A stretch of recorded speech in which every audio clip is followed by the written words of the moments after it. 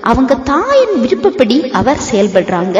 இன்னொரு பக்கம் இவங்க தாயின் வழியாக மூத்தவன் இளையவனை சேவிப்பான் என்ற வார்த்தை நிறைவேறுது.